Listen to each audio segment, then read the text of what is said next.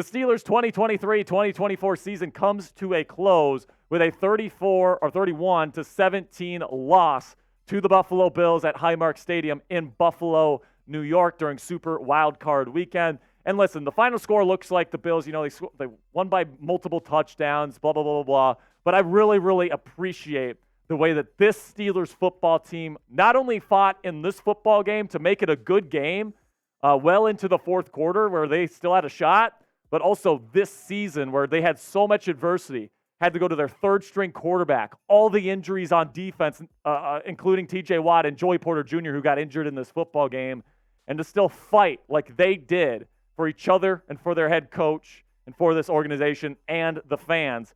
It's very admirable, and I think the Steelers can head into the offseason with their heads held high. Now, of course, here in Pittsburgh, the standard for the fans, the standard for everybody is that this team is competing for titles, all right? And I understand that. But at the same time, man, there's so much that went wrong this season. Obviously, it was a mistake to bring back Matt Canada. Obviously, the quarterback situation with Kenny Pickett and Mitch Trubisky was very flat for most of this season until you went to Mason Rudolph. And then the defense was dealing with injury after injury after injury, and they had to continuously overcome those obstacles. In this one, Mason Rudolph most likely finishes his Steelers career 23 of 39 for 229 yards, 2 tuds, and a crucial red zone interception. If you throw a touchdown there instead of a pick, this game might have ended differently. Josh Allen was the MVP of the game for the Bills, 21 of 30 for 203, 3 touchdowns, and a multiple big-time runs.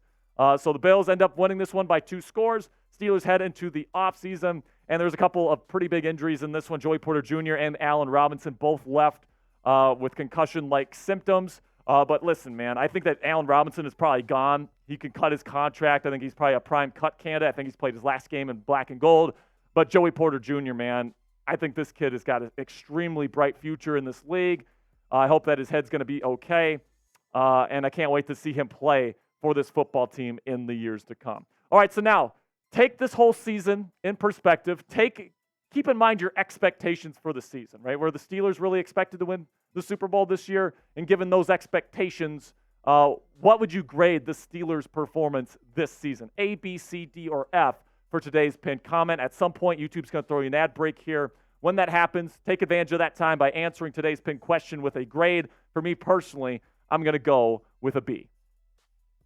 All right, so now my takeaways here after this loss. First one is say goodbye to Mason Rudolph. It's been a fun ride. I appreciate and I salute Mason Rudolph for coming in. He was the best quarterback, bar none, on the Pittsburgh Steelers roster this year. I think the way this organization has kind of handled his situation over the last 2 years hasn't been great, but I was so happy he got his opportunity to shine, and I'm so happy that he made the most of it because although I don't think it makes sense for the Steelers to bring him back, especially if they plan on making Kenny Pickett their starter next year.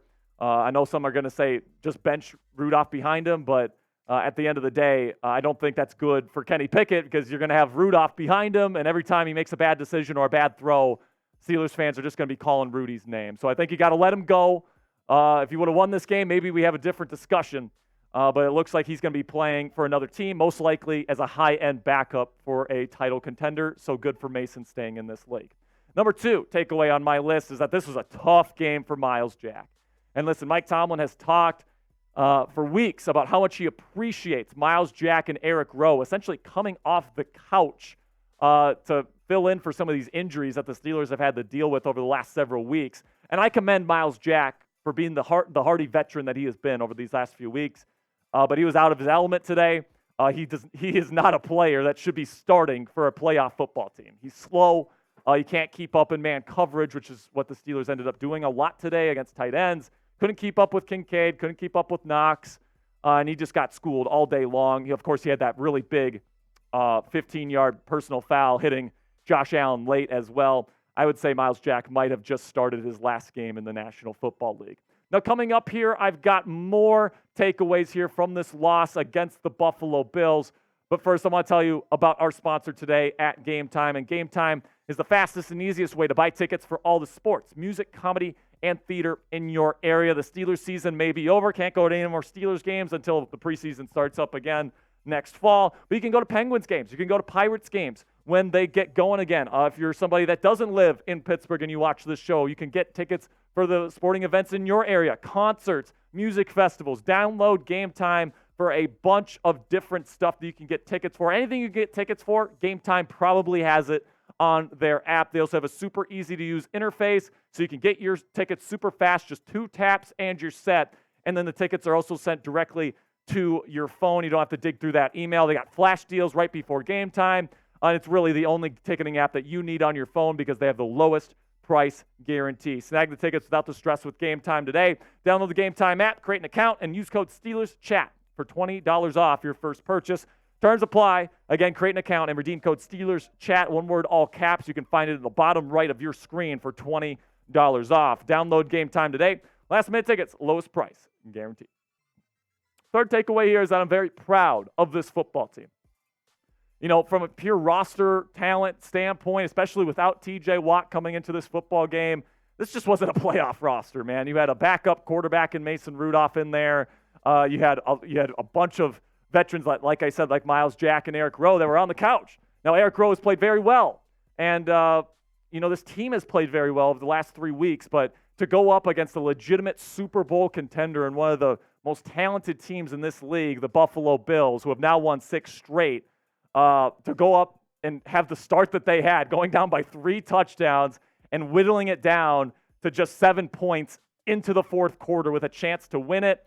I'm very proud of the way this team fought today, and I'm very proud of the way they fought this season. 3 weeks left to go in the year. They had a 3% chance of making the playoffs. Mason Rudolph comes in. This team works their ass off. They win 3 straight. They get into the playoffs, and they gave Buffalo one hell of a fight today. So I'm damn proud of this team.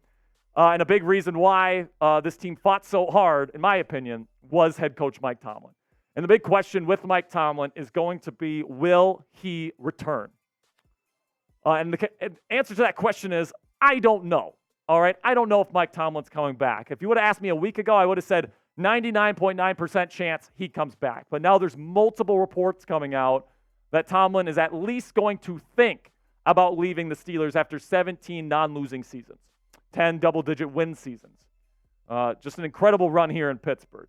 And honestly, if I were him and if I wasn't just completely exhausted, I would look at this roster that he's built with TJ Watt still here, Minkah Fitzpatrick still here, Alex Highsmith still here, young talents like George Pickens, Joey Porter Jr., Keanu Benton, Nick Herbig next on deck here, Jalen Warren, Najee Harris playing very well down the stretch, Muth. There's so much talent on this roster still, and if I'm him, man, I'm looking at this situation, I'm saying, if I get the right OC and my friend and Eric Bieniemy, wink, wink, and I get the right quarterback and I get the quarterback situation figured out, I mean, we might be talking about multiple playoff victories for the black and gold next year, and I don't know if that's an opportunity he's going to be willing to walk away from. But let me know down there in the comment section, how do you feel about Mike Tomlin? Do you want him back as the head coach of this football team next season? Simply put a yes or no for me down there in the comment section. For me, it is a bona fide yes. I think that he gets the most out of these teams every single season. These guys will absolutely fight tooth and nail for this guy. And I think if you just figure out the right stuff, get the right offensive scheme in here, get the right OC, get the right quarterback, this team is going to be firing on all cylinders in 2024. And then the final one here, I think the future is incredibly bright. I've already alluded to this, guys, but this roster is loaded with not only with only veteran talent that's ready to be dominant now, but you've got great young talent that is still that played so well down the stretch for this football team, man. And you give Omar Khan another draft. We know how good he has been in the draft. Just last year, I think he had the best draft class out of anybody, arguably. And then you give him another draft here, replenished with even more young players. Free agency here, get a couple more players. Get the right quarterback, get the right coordinator. I think that this team, with all the talent that they currently have, with the head coach that they have that gets the most out of these teams, you can get a quarterback that can be playing top 15 level football by the end of the season. I feel like this team is going to be capable to go into Buffalo and beat them next time when we come back next season, later in the playoffs. So that'll be it for today's show, guys. Some final thoughts here. It was definitely fun while it lasted, man. And I thought that the Steelers, with everything that got on this season, the fact that you were not able to hit with the quarterback and the offensive coordinator this year, they definitely got the most out of this season, in my opinion. There's not many teams in this league that can have that level of quarterback play for most of the year and that inept of offensive play calling pretty much throughout the entire season and get not only to 10 wins but to the playoffs, and not only that, but take on a legitimate Super Bowl contender and be within one score in the fourth quarter. So, I mean, at the end of the day, there's still stuff to fix. We're going to be covering it right here on Steelers Talk here. Our offseason coverage starts tomorrow. Going to be getting a perfect offseason plan out. We're going to be starting with free agency targets, OC candidates. If Mike Tomlin decides to leave, we're going to be covering the head coaching search. It's going to be a very busy and very eventful offseason for the Pittsburgh Steelers. There's never been a better time to click that subscribe button right now and join the over 45,000 Yinzers currently subscribed to Steelers Talk.